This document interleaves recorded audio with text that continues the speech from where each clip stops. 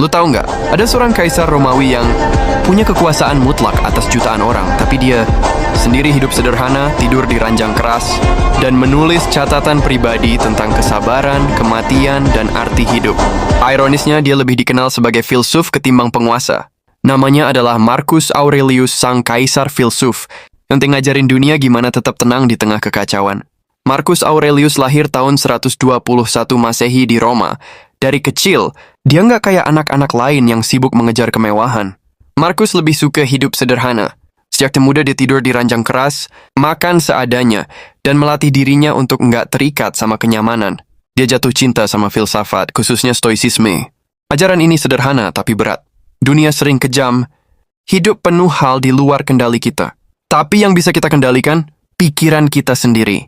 Buat Marcus, itu jadi dasar hidup. Takdir Marcus berubah saat dia diangkat jadi penerus kekaisaran Romawi.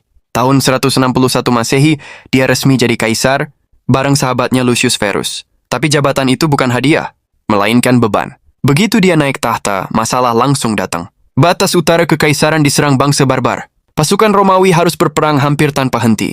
Lalu muncul Antonin Plague, wabah mematikan yang kemungkinan besar adalah cacar, yang membunuh jutaan orang Romawi. Bayangin jadi kaisar, tiap hari lu harus memutuskan siapa yang berperang, siapa yang mati, gimana bertahan hidup di tengah rakyat lu yang terus berjatuhan karena penyakit.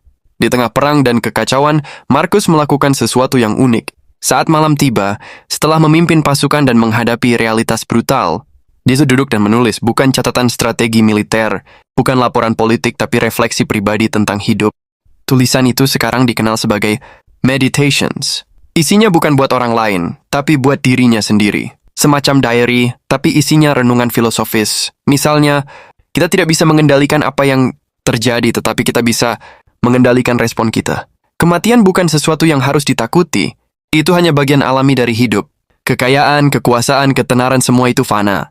Yang abadi adalah kebaikan hati. Kebayang enggak?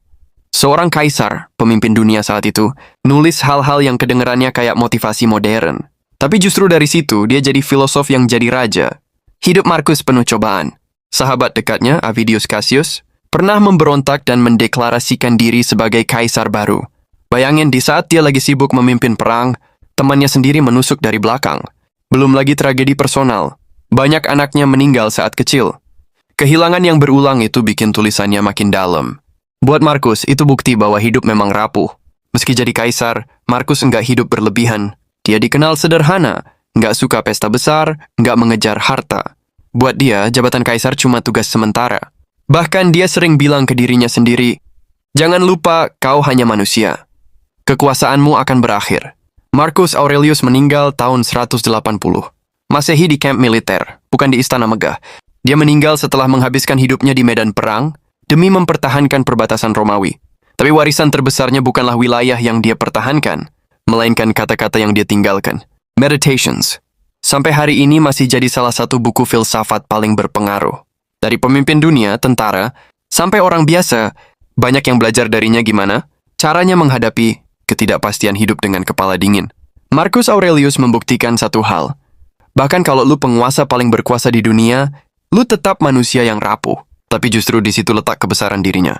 Dia nggak membiarkan dunia yang kacau menguasai jiwanya. Dan mungkin itulah alasan kenapa orang-orang sampai hari ini masih baca tulisannya. Karena kata-kata Marcus Aurelius nggak lahir dari ruang kelas atau menara gading, tapi dari tenda perang, di tengah wabah, di tengah pengkhianatan, di tengah kesedihan pribadi.